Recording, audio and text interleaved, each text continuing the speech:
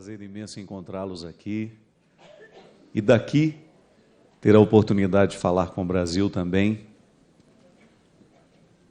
Nós hoje somos privilegiados por termos a oportunidade de preparar o nosso Pentecostes aqui, na Terra Santa. Eu sempre digo que só tem sentido vir à Terra Santa se for para encontrar com o Santo da Terra. Não é verdade? Não viemos aqui fazer um turismo, nós viemos aqui para encontrar o sentido de tudo o que nos move, ter a oportunidade de tocar materialmente no chão do ressuscitado. E de maneira muito especial, nessa data de Pentecostes, por ser justamente o momento em que nasce a missão da igreja. Eu fico pensando que nós somos essa continuidade, que o que aconteceu com os discípulos aqui, com Maria, continua acontecendo no coração de todos nós. E nós viemos aqui para intensificar, para apressar. Eu acho fantástico isso. A igreja nos convida a apressar a presença do reino através da nossa vida, que é justamente o tema da pregação de hoje, dessa terceira pregação do Congresso, que é apenas uma frase bíblica, mas que eu gostaria de contextualizá-la a partir do texto um pouco mais amplo, não só apenas o versículo. Então eu convido você a abrir a palavra em Atos dos Apóstolos, capítulo 1. Você que está em casa também nos acompanhando, pode pegar a sua Bíblia. Atos dos Apóstolos, capítulo 1, versículos 4 adiante.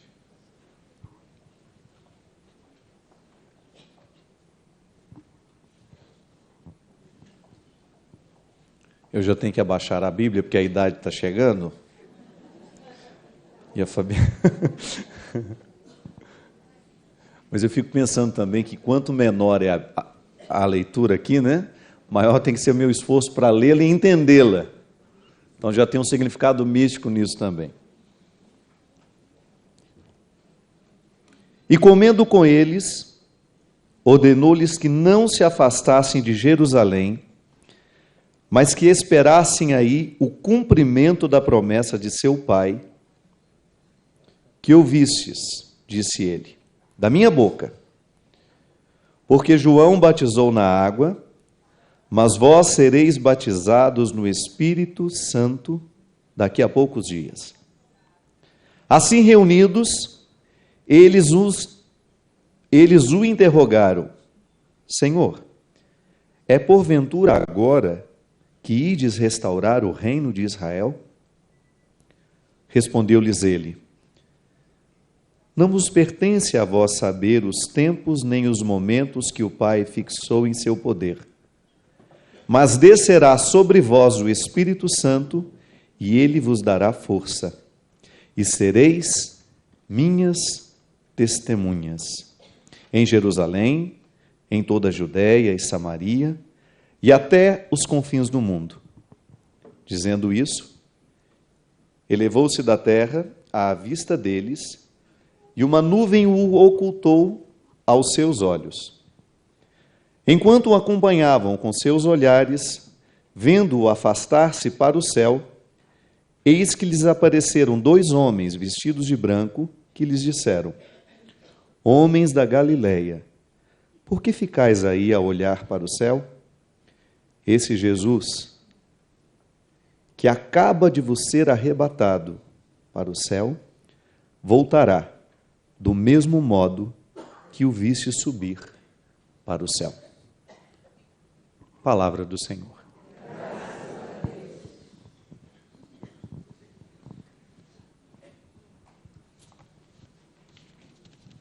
Nós podemos nos colocar dentro dos primeiros versículos, ouvindo o convite do apóstolo: não vos afasteis de Jerusalém, porque vai nos acontecer algo muito especial. nós teremos a oportunidade, nós seremos agraciados com o dom do Espírito Santo, onde nós receberemos a força que vai nos levar adiante. Eu até gosto de dizer que é para suportar essa ausência, esse tempo de espera. A igreja, ela se contextualiza justamente num tempo de esperas. Nós estamos contextualizados numa espera operante, vai dizer um grande teólogo que gostei muito no tempo em que estudei, Moltmann, que vai dizer que a esperança cristã, ela é uma esperança operante, isto é, enquanto eu espero, eu trabalho. O sentido da espera cristã é justamente você perceber que você é um sujeito atuante na construção dessa espera.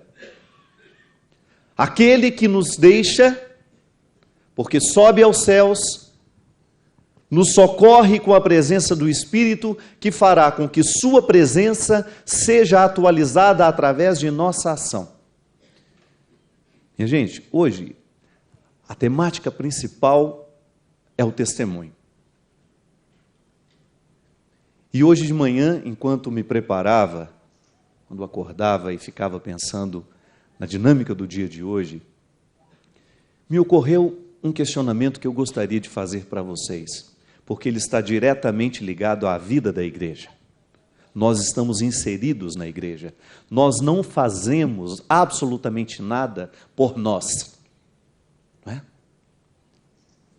A força do ressuscitado, o que acontece em Pentecostes, é justamente para colocar no coração daqueles que serão a continuidade histórica do Cristo. O Espírito Santo é a ação que faz com que o Cristo se atualize na história. Por isso que a ação é sempre trinitária. Toda ação eclesial, toda ação pastoral, toda ação missionária, ela é sempre trinitária. Nós estamos agindo na Trindade, com suas criações, com suas especificações. O Pai criando, o Filho salvando e o Espírito santificando. E aí, pensando justamente nessa missão específica do Espírito, de me santificar, o que significa isso? Eu ser um homem santificado. Você, na condição de filho de Deus, batizado, inserido nessa igreja, que quer santificar o tempo. A igreja santifica o tempo, através da liturgia, através dos sacramentos, através da leitura da palavra, através da recordação que fazemos em cada vez que numa oração pessoal, alguém lá no esconderijo do seu quarto, é lindo pensar assim, na intimidade do seu quarto, alguém agora está rezando, fazendo com que essa igreja seja santa. É a ação particular unindo-se à ação universal da igreja, de maneira que também um gesto de caridade, agora neste momento uma religiosa, uma enfermeira, um médico, alguém que, movido por esse desejo de santificar o mundo, está curando um joelho esfolado, está curando alguém que sofre, cuidando de alguém que está necessitado, alguém que está doente, alguém que está com fome, alguém que está deprimido, recebendo ali na intimidade do seu lar, ou quem sabe de algum lugar onde ele foi buscar, de uma paróquia, buscar um auxílio. A palavra do ressuscitado está sendo ensinada, ele está sendo atualizado na vida daquele que procura, através da vida daquele que é o missionário e que faz chegar. Aí hoje de manhã, pensando nessa dinâmica, que é sempre ampla, porque em todo momento, a todo instante, a igreja precisa santificar o tempo, eu ficava pensando, qual é o significado do meu cristianismo para mim? E pergunto para você: qual é o significado do seu cristianismo para você? O que significa ser cristão?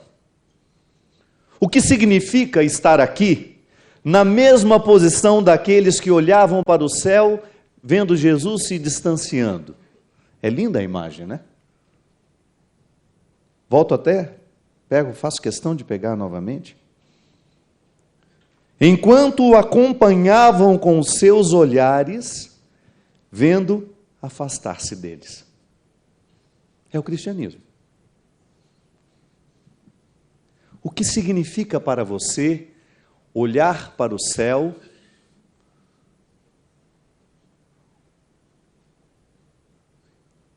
e ver este acontecimento?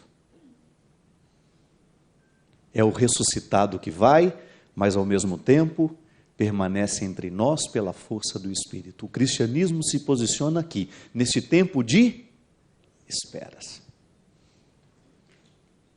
O que significa para mim estar aqui, olhando para o céu, esperando a sua volta?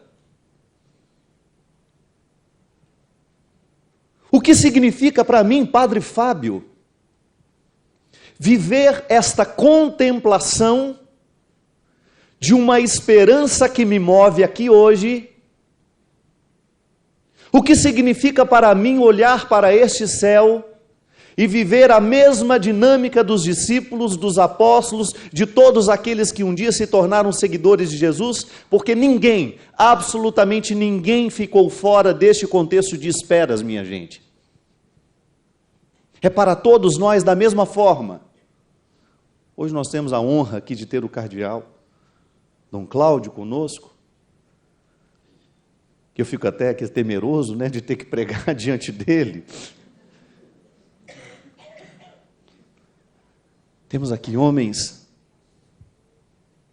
pregadores, grandes, mestres da palavra, mas aí nós caímos todos no mesmo lugar. O Santo Padre está no mesmo lugar que nós, na expectativa, na espera. Também Bento XVI está olhando para o céu, esperando essa volta, com o auxílio do Espírito para guiar a igreja, para nos ajudar a olhar todos também para este céu e aguardar ansiosamente por este retorno que está prometido. A ação do Espírito, a santificação do tempo. O que eu faço enquanto espero? Se eu quiser chegar a uma pergunta, a uma resposta qualificada do que é o meu cristianismo, eu vou ter que adentrar neste território ardiloso de ter que responder para mim mesmo o que eu faço enquanto espero.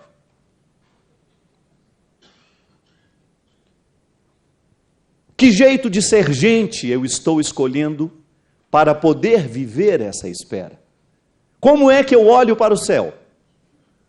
Como é que eu coloco os meus olhos nessa eternidade e aguardo ansiosamente pela chegada daquele que já está entre nós misteriosamente pela força do Espírito? Mas ele fala que há de voltar. E por que fala que há de voltar? Porque eu acredito, a nossa fé nos diz, os nossos pais nos ensinaram, a igreja nos ensina, que o cristianismo é justamente essa postura vigilante enquanto se espera. Aí a pergunta é para você. Como é que você interpreta a sua experiência cristã? Como é que você pode analisar o seu segmento de Jesus? Como é que você está vivendo esse tempo de olhar para o céu? E aí nós somos diferentes e é natural que as respostas serão diferentes também. Nós temos feito um esforço muito grande para que as pessoas entendam essa espera como conversão. A igreja nos pede o tempo todo que a gente viva a dinâmica da metanoia, a palavra grega que São Paulo gostava de usar, justamente para dizer que o verdadeiro cristão é aquele que está envolvido num processo constante de transformação da mentalidade. Eu olho para o céu, eu contemplo, eu vivo, eu sou um místico a contemplar essa espera, mas eu faço de tudo para que a minha espera seja um constante transformar de mentalidade. Sabe por quê? É minha missão específica como homem de Deus, é sua missão específica como mulher de Deus, apressar a chegada do reino de Deus através de atitudes concretas. Aí eu partilho com você. Como é que eu me posiciono nessa espera? Eu quero ser honesto, eu quero ser verdadeiro, eu quero ser fiel, eu quero ser respeitoso com o meu ser humano, eu quero ser misericordioso, porque eu entendi um dia, quando ainda era criança, por uma mulher que nunca estudou teologia, que se nós quisermos viver o cristianismo, nós precisamos viver aquela regra simples de sermos parecidos com Jesus. E que aí, o conhecimento de Jesus, ele vai fazer com que eu assuma essa semelhança, que vai me tornar para o outro um testemunho. Aí nós entramos na segunda pergunta que eu me fazia hoje de manhã. A primeira, o que o meu cristianismo representa para mim. A segunda pergunta, o que o meu cristianismo representa para você. O que o meu cristianismo representa para aqueles que me reconhecem cristão, ou para aqueles a quem me apresento como cristão. Qual é a leitura que o mundo faz do Padre Fábio que se diz cristão? E nem digo porque é padre, não. Porque sou padre e eu tenho uma missão específica dentro da igreja. Mas a minha missão específica é uma responsabilidade a mais que eu assumi, que não me retira em nada do primeiro compromisso, dessa base, de olhar para o céu do mesmo jeito que você olha. Por isso eu dizia que nós estamos aqui todos numa mesma condição. Nós estamos todos vivendo um mesmo papel.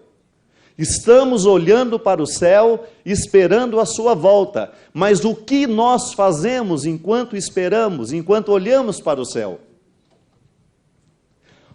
O que o meu cristianismo representa para o outro? O que o meu cristianismo já conseguiu fazer na vida do outro? O que a minha expectativa, o que a minha espera já conseguiu produzir como frutos? Também em Atos, essa comunidade vive as primeiras dificuldades, as primeiras alegrias. Em Atos tudo é início, tudo é Gênesis, não é verdade? Se você pega a leitura de Atos, você vai ver ali os homens e mulheres meio perdidos dentro do próprio projeto. Está todo mundo aprendendo. Estão vivendo essa ausência. Muitos acreditavam que a instauração do reino seria enquanto o mestre estava. Então é natural que tivesse tido uma grande decepção após a crucifixão. Tanto é que você vê eles voltando aos ofícios antigos. Vamos voltar a pescar. Vamos voltar à nossa vida antiga. O retorno aos antigos ofícios era justamente a dificuldade de não saber olhar para este céu, de não haver ainda uma clareza de como nós vamos esperar. Nós queríamos o reino, era uma urgência histórica.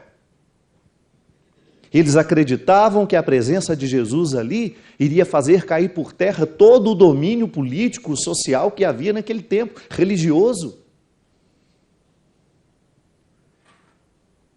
Eles estão contextualizados num momento de profunda expectativa pela necessidade do reino. Em Atos tudo é origem, tudo é começo. todo mundo se ajeitando ainda. Agora nós já caminhamos muito. Nós já andamos muitas estradas e Atos já se desdobrou em outras comunidades. Atos já é a sua casa. Atos já é a sua comunidade de vida. Atos já é a sua paróquia. Atos é sua cidade. Mas Atos é, antes de qualquer coisa, o seu coração. É o meu coração. É este território, esse microespaço, onde o cristianismo precisa acontecer, para que quando aqueles que olharem para nós e souberem, pelas nossas atitudes, quem somos, no que acreditamos. O que pode o mundo esperar de nós? Qual é a atitude que nós podemos oferecer ao mundo? Porque somos cristãos. O que é que a minha sociedade pode esperar de mim? Porque eu sou cristão. O que a minha cidade pode esperar de mim? Porque sou cristão. O meu local de trabalho, eu estou lá entre tantas pessoas, algumas agnósticas, algumas espíritas, outros evangélicos. Mas agora eu pergunto, eu, católico, cristão católico, o que essas pessoas poderão esperar de mim?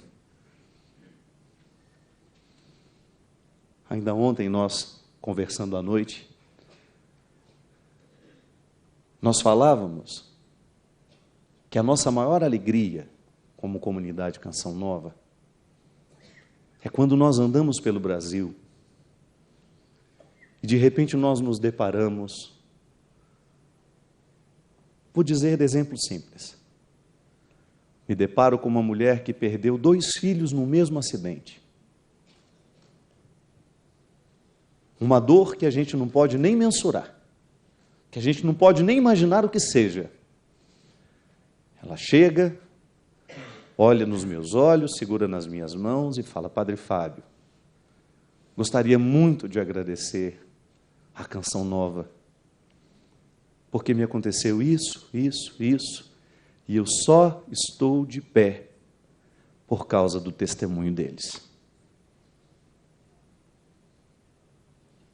Porque um dia, ligando a televisão, ligando o rádio, eu recebi uma força tão avassaladora, que é a força do testemunho, de alguém que também passou por uma situação semelhante, de alguém que também passou por um momento muito parecido, mas movido pela ação do Espírito Santo, não veio a cair. E aí a gente entende que, em última instância, o que vai prevalecer mesmo é o que nós conseguimos fazer do nosso cristianismo para o outro. Sabe, minha gente, eu não gosto de reduzir e de separar. É só pedagógico isso aqui. O que o meu cristianismo representa para mim e o que o meu cristianismo representa para o outro é um pacote só. Nós não vamos ser dualistas. Não vamos separar essas questões porque elas são integrais. Elas estão juntas. São integradas. A gente só precisa separar para a gente não correr o risco de fazer da nossa expectativa, dessa olhada para o céu, deste tempo de espera, uma experiência egoística e particular de Jesus. É natural que a gente faça isso. É um movimento muito confortável. A gente passar boa parte da nossa vida, oh meu Jesus, oh meu Jesus, oh meu Jesus. Não é? Ai, Jesus está mudando a minha vida. Ai, Jesus está me curando. Ai, Jesus está me confortando. O singular é importante, sim. Eu conjugar no singular a minha experiência de Deus é muito importante, sim. Porque essa conjugação singular, quando eu digo eu, na presença de Deus, na presença do sagrado. Estou aqui a contemplar este Cristo que se distancia, mas que ao mesmo tempo me envia uma força que vai me dar o sustento para fazer o específico dessa terceira pessoa, que é santificar o tempo, santificar o meu trabalho, santificar a minha vida, santificar as minhas atitudes. O tempo é isso. A liturgia que a igreja quer santificar não é só aquele momento celebrativo, não, pelo amor de Deus.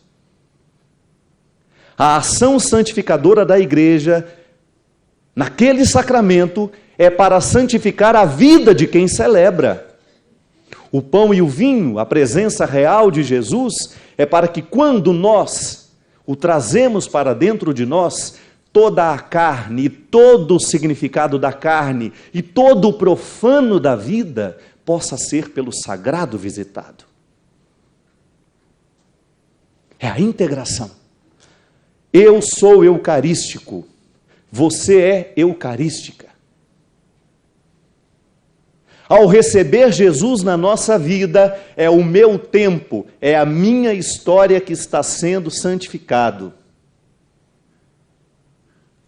Então eu vou pelos caminhos que me são próprios, lá onde eu trabalho, onde eu vivo, com as pessoas com quem eu convivo. E ali eu vou exercer essa função, aqui do Atos hoje, de demonstrar para o outro como é que eu vivo essa doce espera, que é operante, lembre-se de Moltmann, é operante. Eu não espero olhando para o céu. Mas num primeiro momento a minha experiência é singular, porque eu faço a experiência de Jesus. Alguém me apresenta, eu vou tomando conhecimento dele através dos sacramentos, através da palavra, eu vou mergulhando no mistério da sua ação, e eu vou me configurando ao Cristo. Santo Agostinho gostava de dizer isso.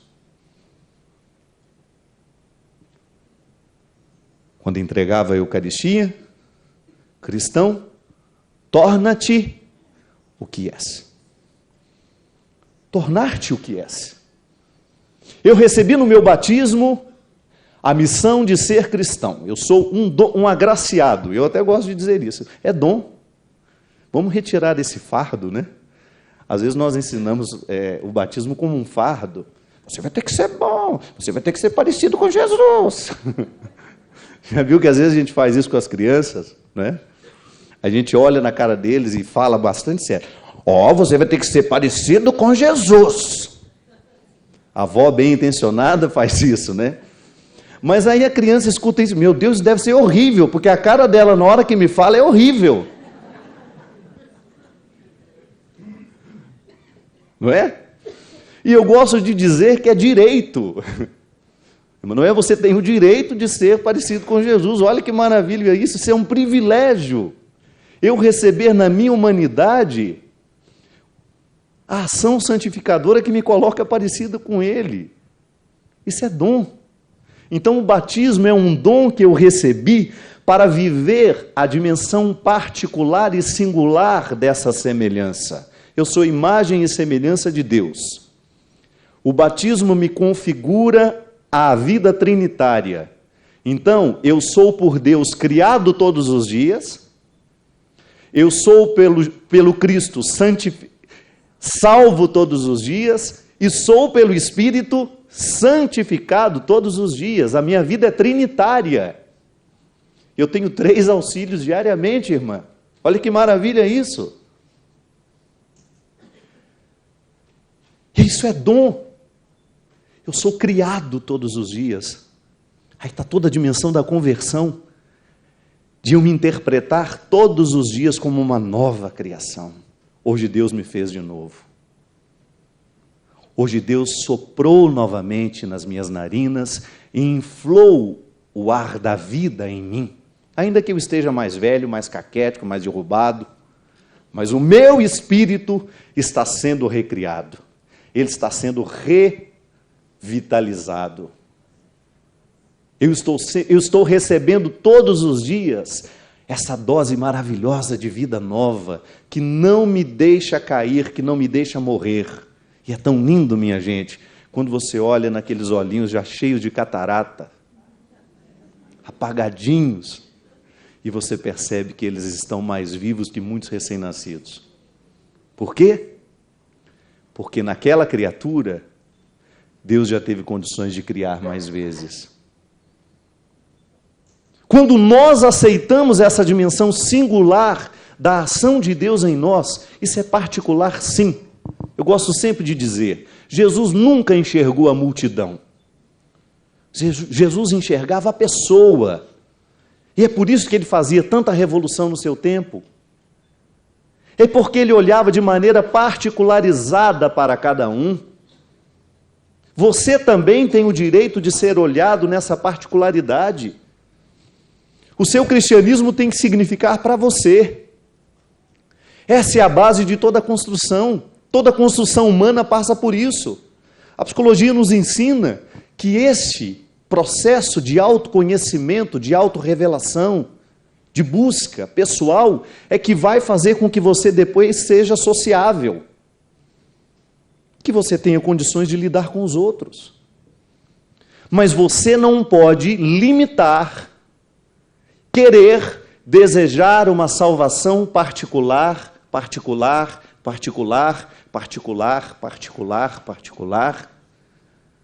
Sabe por quê? Porque nós estamos em busca do reino. E o reino é sempre abertura para o outro. Talvez ainda o cristianismo não tenha a força transformadora que poderia ter, porque muitas vezes nós reduzimos a nossa experiência ao singular, ao particular. Na hora que a gente precisa se abrir para conviver, para encontrar, a gente tem medo. Quantas vezes eu me deparei com um cristianismo preconceituoso, justamente porque se interpreta salvo particularmente o tempo todo? Pode observar os nossos preconceitos, muitas vezes diabólicos, nascem dessas análises. Quantas vezes eu desprezo quem está do meu lado e me acho bonito, todo-poderoso, todo-salvo, porque tenho uma visão equivocada a respeito dessa ação de Deus? Porque acho que já mexeu comigo, já me transformou, já me fez melhor, eu já estou nas alturas. Já estou quase agarrando naquele que está sendo acendido. É o risco da nossa vaidade espiritual, né?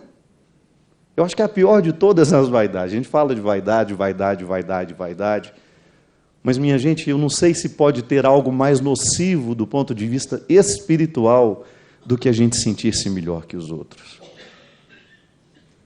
Eu não sei se pode ter alguma coisa que estrague uma comunidade, por exemplo. Como é difícil, muitas vezes, as nossas experiências em comunidade, porque a gente se sente melhor que os outros. Hoje eu sou padre com menos contato com a vida paroquial, mas já tive. E eu vou dizer para vocês que se tem um lugarzinho que o diabo gosta de morar, é a sacristia.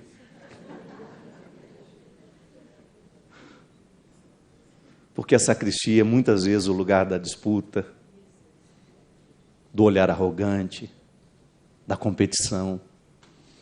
Quantas vezes eu vi a liturgia sendo um lugar exercido como um lugar da disputa. O nosso grupo canta muito melhor que o outro. Você vai ver a missa que nós vamos fazer hoje. Aí você vem domingo que vem para ver.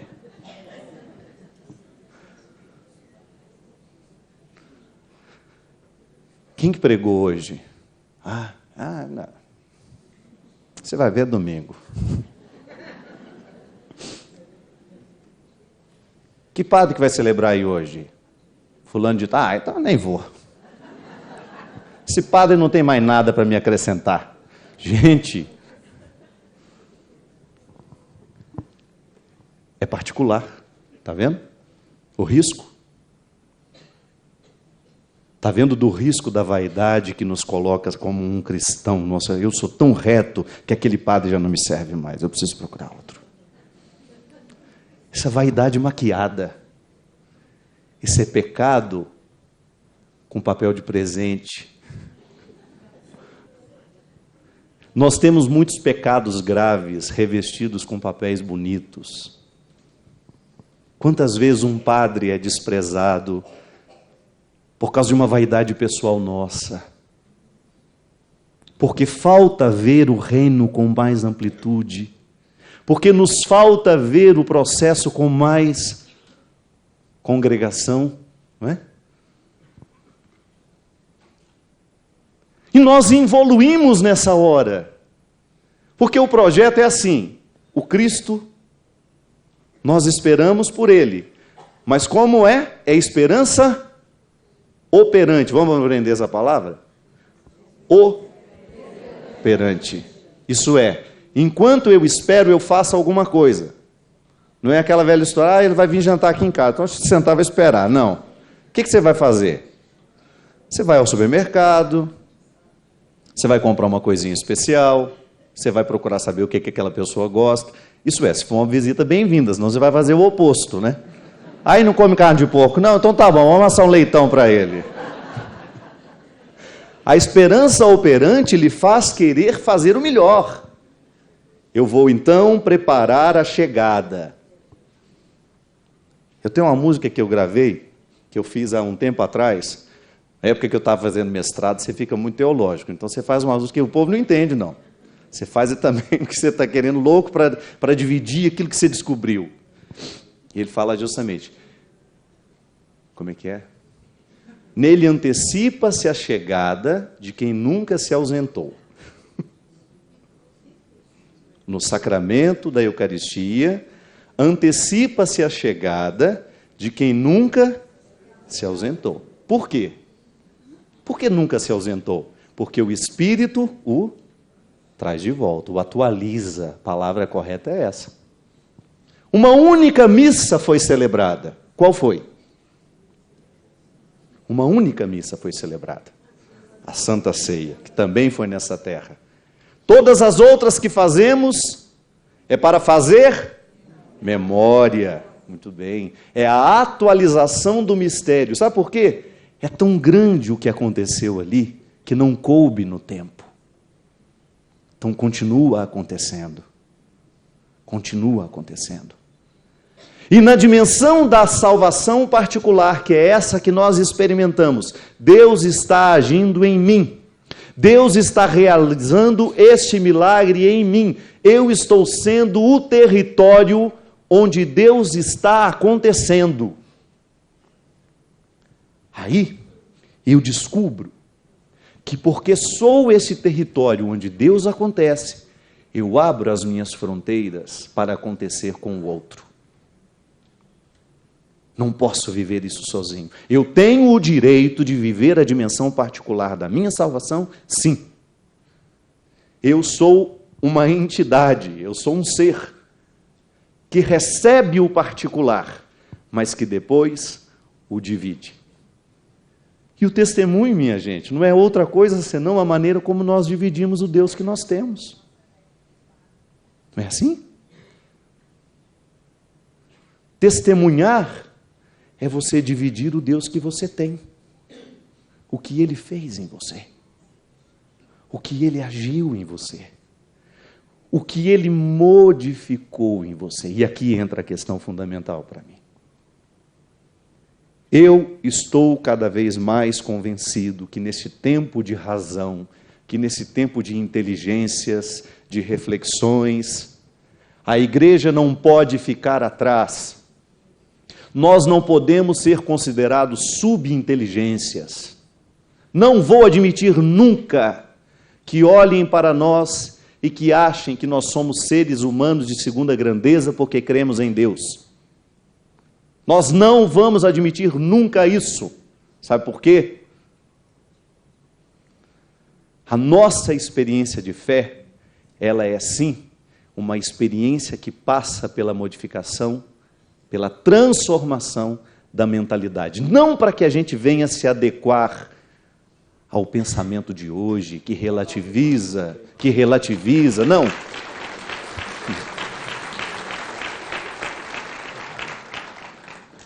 Nós nunca vamos admitir que a gente seja considerado alguém que nós evoluímos, nós estamos modernos agora, então nós vamos relativizar os valores. Não é isso.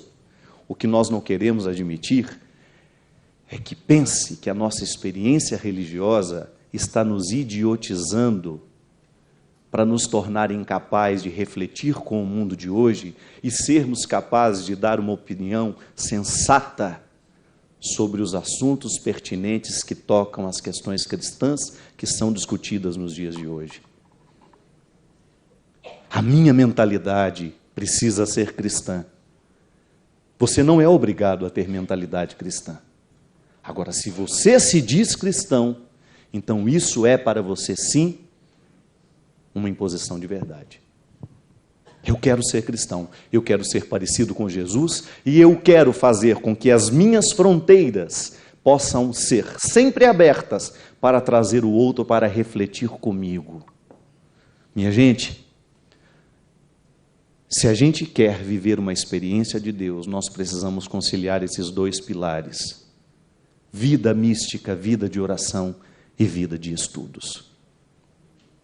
Se nós não estudarmos a palavra de Deus, se nós não procurarmos entender a teologia que nos move, nós vamos ser idiotizados o tempo todo e essa não é a proposta. O testemunho que hoje convence é quando você é capaz de viver o seu cristianismo através de atitudes concretas e sensatas.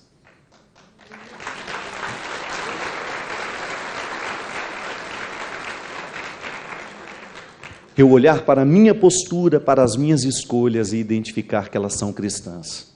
Isso é tão bom. Você deitar a cabeça no seu travesseiro e você dormir satisfeito de saber que você se esforçou para fazer prevalecer a mentalidade de Jesus em você. É Eucaristia. Eu com Ele. Eu com Ele. Eu sou eucarístico. Eu quero ser eucarístico, é minha missão ser eucarístico, é missão de todo cristão ser Eucaristia, presença de Cristo na vida do mundo, no jeito como pensamos.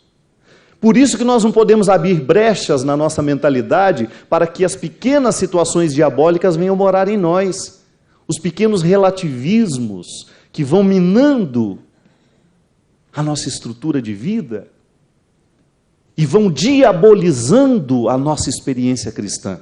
Chega de hipocrisia, gente. Nós não podemos admitir que nos meios cristãos a gente continue encontrando as pessoas mais diabolizadas que às vezes nós podemos encontrar na vida. Já encontrei muita gente má com cara de santa. Já encontrei muita gente diabólica, vestida de hábito e de padre. E nós não podemos admitir isso, sabe por quê?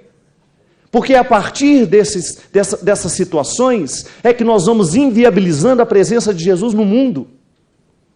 Porque quando olharem para nós e não identificarem uma seriedade de vida, quando não identificarem em nós um bom senso, um equilíbrio entre essa espera e aquilo que é histórico, eles vão escarnecer de nós e com razão. Vamos eleger um deputado católico, isso não é garantia de nada. Se ele for um safado, um ladrão, não adianta ele ser católico, não adianta ser nada. Vamos eleger vamos eleger um deputado, um prefeito, porque ele é do nosso grupo de oração. Cuidado, isso não é garantia de nada.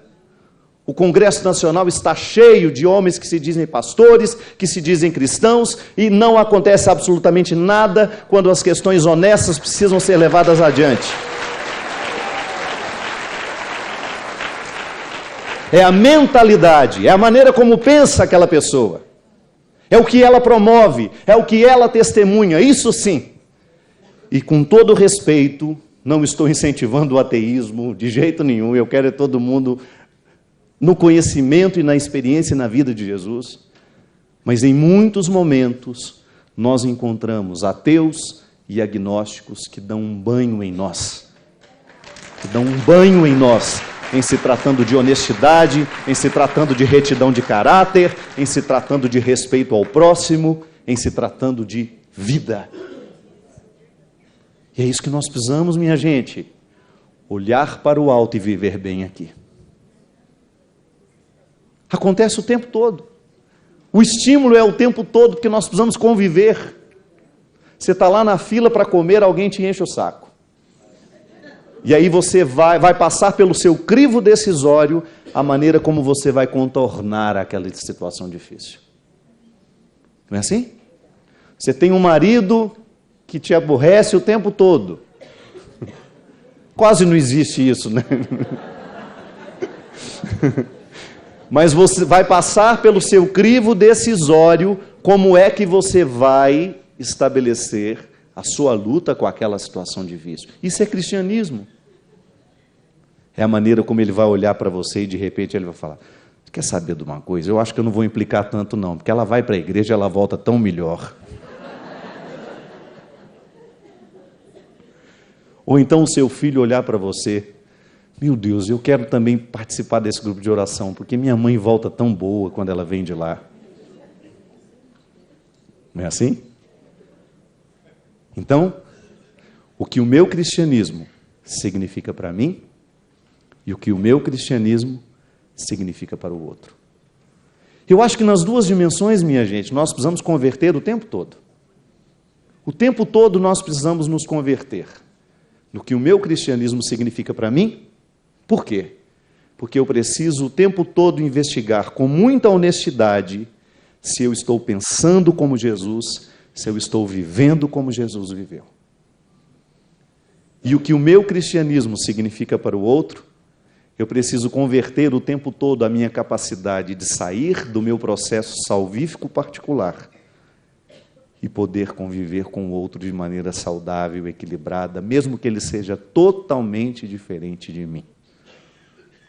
Mesmo que ele tenha outras escolhas, mesmo que ele seja de outra igreja, mesmo que ele seja... A minha maneira de olhar para ele precisa ser cristã.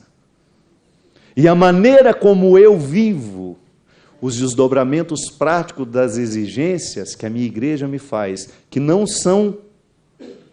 podem ser consideradas exigências por exigências, mas como oportunidades. Toda vez que a igreja nos pede alguma coisa, ela está querendo viabilizar a oportunidade de você chegar mais rápido lá ao valor. Para isso serve a pregação, para isso serve o sacramento, para isso serve a exortação cristã, para fazer com que o cristão acesse o mistério da salvação, o tesouro da salvação, porque Jesus é isso. Vocês lembram daquela música? Para viver essas duas dimensões, me veio agora aquele clamor que a gente fazia há 10 anos atrás, com uma música antiga, que a gente falava: sozinho eu já não posso mais. Pois é isso. Sozinhos nós não podemos mais. Nós queremos que, partindo de uma experiência particular, honesta, eu possa abraçar os meus irmãos e poder viver com eles, antecipar no tempo essa chegada do reino dos céus, que é de cura, que é de libertação para todos nós. Vamos cantar então? Vem Espírito, vem Espírito, sozinho eu não posso mais, sozinho eu não posso mais, sozinho eu não posso mais viver. Mais uma vez, bem bonito. Vem Espírito, vem Espírito, sozinho eu não posso mais, sozinho eu não posso mais, sozinho eu não posso mais viver. Eu quero amar, eu quero ser, eu quero amar, eu quero aquilo que Deus quer, aquilo que Deus quer. Sozinho eu não posso mais, sozinho eu não posso mais, sozinho eu não posso mais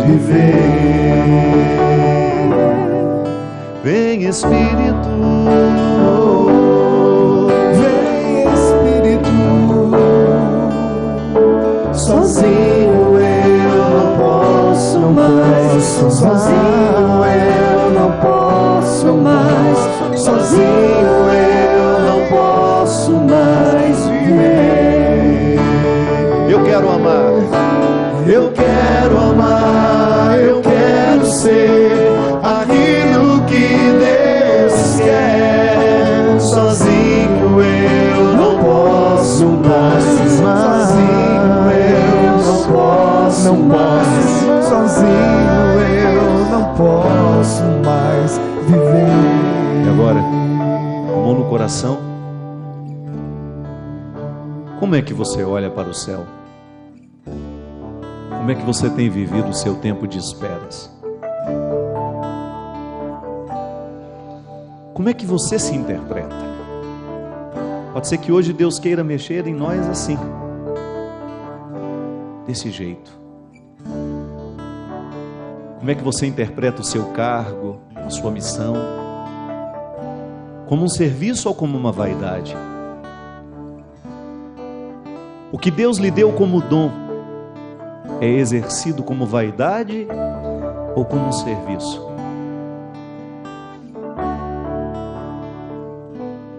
Esperar pelo Pentecostes é já de alguma forma a gente já antecipar aquilo que nós queremos que o fogo do Espírito Santo venha renovar em nós. E não é nenhuma vergonha a gente colocar-se diante de Deus na noite de Pentecostes e dizer: Senhor, eu quero que o seu Espírito queime toda vaidade espiritual que porventura possa existir dentro de mim.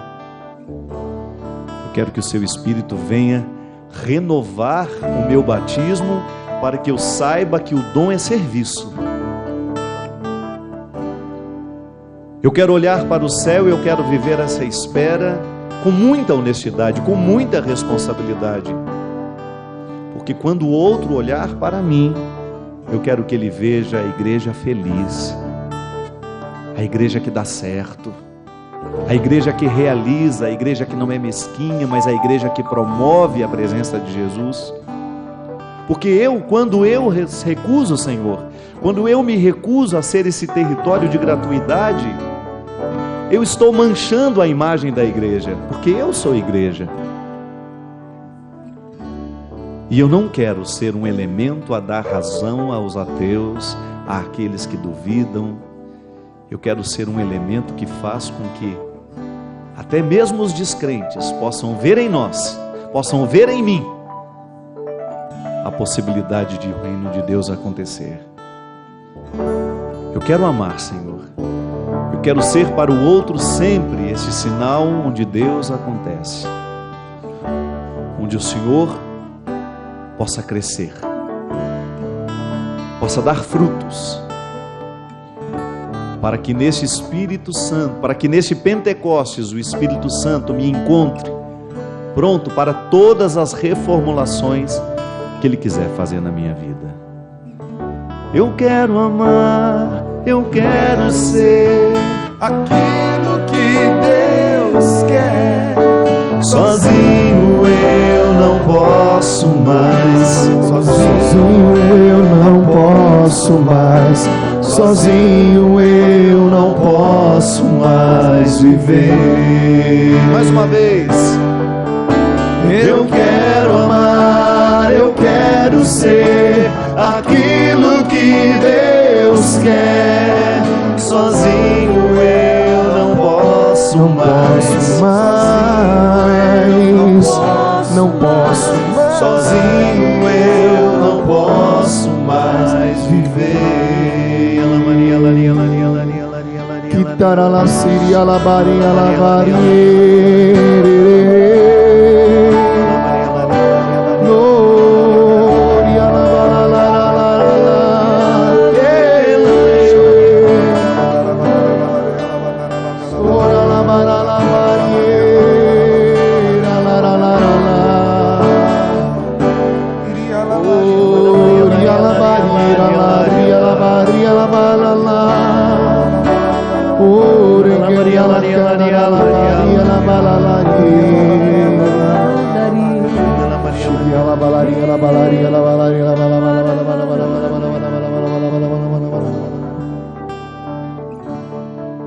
A igreja, em alguns momentos, ela vive chagas. Tão chagada a igreja por causa de nós. Eu me recordo que quando nós tivemos aquele grande aquela grande repercussão da pedofilia no Brasil. E ficava pensando que não são só aqueles padres que estavam envolvidos ou aquelas crianças. Todos nós estamos chagados naquele momento, não é verdade? Quem não se condoeu? Quem não sentiu também isso? Oh, meu Deus! E quais são as consequências sérias desses pecados, minha gente? É que nós manchamos a imagem de Jesus. Porque muitos ainda não sabem distinguir. Muitos ainda não sabem compreender as fraquezas humanas e mesmo assim continuar crendo em Deus, né? Muitos, quando veem a fraqueza humana, vivem a tentação de não crerem em Deus. E é por isso que nós vamos tomar todo cuidado, para que a gente não aumente a chaga da igreja, mas para que a gente seja um lugar de cura dessa igreja. E o que cura a igreja é a nossa postura, é o seu jeito de ser. Tão bonito isso, você olhar para a sua vida e dizer que você é um antibiótico que ajuda a curar a infecção. É isso que você é isso que nós somos. Eu quero amar, eu quero ser aquilo que Deus quer. Sozinho eu não posso mais, Sozinho eu não posso mais, sozinho eu não posso mais viver. Eu quero amar, eu quero ser. Eu quero amar, eu quero ser aquilo que Deus quer. Sozinho eu não posso mais, sozinho eu não posso mais, sozinho eu não posso mais viver.